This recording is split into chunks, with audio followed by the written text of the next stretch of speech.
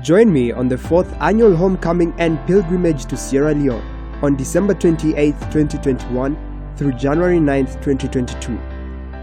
We will be exploring this beautiful country, and eligible individuals will be receiving Sierra Leonean citizenship and passports. For more details, check out our website, sierraleonepilgrimage.com, or subscribe to our YouTube channel, Go Ham Lifestyle Vlogs, because we all need an Africa escape plan.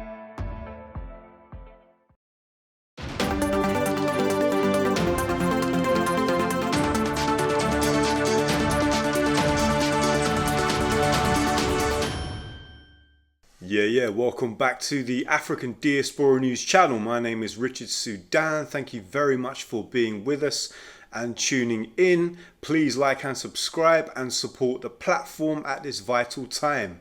So just a quick story to bring you today, which I'll wrap up very quickly, and it really involves a headline which I found staggering. Now, most of you would have seen the video and the scenes and the news reports coming out of Afghanistan over the last few days. And of course, what we've learned is that the United States' reported mission in Afghanistan has failed miserably, and the Taliban have retaken vast swathes of Afghanistan. Now, the point really of this story is this. Over the last 2 decades, the United States, first of all, many people would say, had no business in Afghanistan. And the US government and the UK government and other governments are busy talking about the human rights of ordinary Afghans, when we know the real motivations behind these wars were nothing to do with human rights and everything to do with resources and geopolitical influence. Now, I say that to say this. The headline we're looking at today says that the United States spent a staggering $300 million per day during the colonial occupation of Afghanistan. $300 million per day funded by the US taxpayer. Now, quite apart from the fact that the US had no business occupying Afghanistan for 20 years following September the 11th and the so-called war on terror, which was really just a war of terror waged on the people of the region and elsewhere, you're talking a colossal amount of money. Now, I knew the figure had to be big. Of course, the US military industrial complex is a massive industry which is worth trillions of dollars. But $300 million per day is a colossal amount. Hundreds of millions of dollars each week. And you're talking a couple of $1 trillion at least spent in a 20-year period. Now, the article in question, which is from Forbes, goes on to say that in baser terms, Uncle Sam has spent more keeping the Taliban at bay than the net worths of Jeff Bezos, Elon Musk, Bill Gates, and the 30 richest billionaires in America combined. $300 million per day. Now, I say that to say this. This is the crux of what I want to say today. $300 million per day should have been spent on reparations for foundational black Americans and the descendants of slaves. Of course, the talk about reparations was all the rage in the run-up to the election of November of last year, and now, of course, it's fallen off the radar. There's no argument that the US can make, there's no argument Britain can make, really, regarding delaying reparations any longer. This really is a question of political will, because if the political will was really there, the reparations would be being paid already. But of course, it's a good talking point for electioneering round about the time of elections. But of course, it's now fallen off the agenda. And I would actually imagine, I believe that come the next US election, reparations will be talked about again for a vote winner, but it won't come to pass. Of course, the bill gradually making its way through the American political system. A lot of people say the bill, which is going to look into reparations, really won't ever get enough leverage to get off of the ground. And there's been enough groups that have really looked at the question of reparations in terms of who it will be distributed to and how it will come into effect. Now, I'm not saying that to undervalue the good work by all the people that are genuinely pushing within the American political system to make reparations happen. But I am making the point that if America really wanted to, the money is definitely there. The money is definitely there. Now, of course, the estimates as to the amount of money that's owed to African American descendants of slaves, the figure sort of differs depending on who you talk to, but certainly it runs into the trillions. But certainly if the US has $300 million a day, or had $300 million a day to really fund a project, the colonial occupation of Afghanistan, in which it had no business being in the first place, certainly America has enough money to pay reparations. $300 million a day could go a long way in beginning the process of reparatory, redistributive justice to the descendants of slaves in America. And to give you an idea, Israel gets the equivalent of roughly about $10 million per day from the United States. But in Afghanistan, you're talking $300 million per day.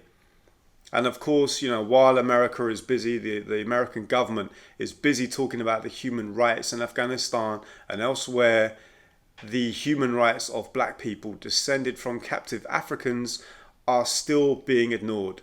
And just a reminder that the United Nations, this is twofold. The United Nations has highlighted the demand and the need and the push for reparations. And the United Nations is also now seriously looking at the United States regarding its crimes against black people in the US. And of course, foundational black Americans really built the country as we know it. There would be no United States of America were it not for the forced free labor of African American descendants of slaves over a couple of hundred years and even beyond that.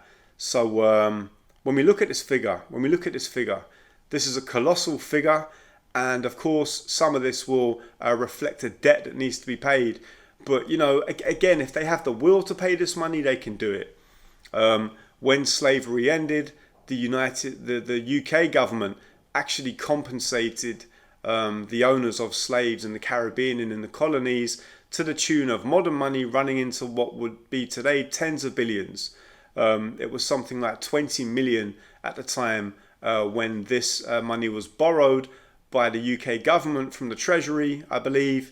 It was around 20 million, around 40% of the overall government money for that year. And this debt was so huge that it was only paid off by the UK taxpayer in 2015. So really the call for reparations is a question of political will. The money is there. They can whistle up the money when they want to for COVID relief, to bail out the banks, for all sorts of projects, but they don't want to pay the money for reparations. They want to delay the process for as long as possible.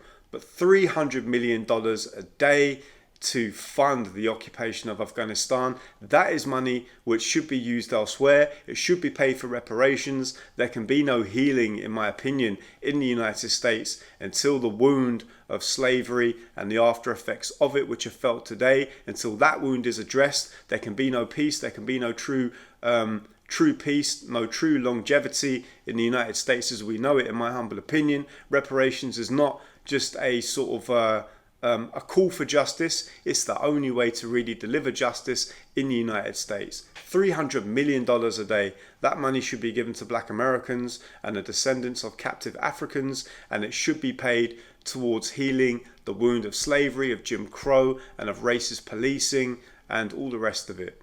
So just wanted to bring you that headline today. I'm not sure if you guys in the US saw it. It made a few headlines here in the UK. But yeah, they have the money to pay reparations if they really wanted to pay it. So the call for reparations needs to continue. It is gaining momentum. That's why it's caught the attention of the United Nations and others and all around the world. So let us know what you think about this story. Just wanted to bring you a quick update today. We appreciate you tuning in as ever. This is the African Diaspora News channel. We appreciate you tuning in, and we will see you next time. I'm Don with the Law Office of Don R. Dennis Jr. My office helps businesses that are involved in complex business deals. The issue is this: when you sign an agreement, Are there adequate protections to help you in the event things don't go as planned? And do you comprehensively understand all the terms in the agreement? As an engineer, experienced attorney, and certified privacy professional, I've seen all types of agreements. My office's motto is engage diligence, because I believe clients have the right to a responsive attorney that has the same energy for them from the beginning until the end. If you're looking for an attorney that's going to fight for you and not with you on your matter, contact my office at 213-455-0880.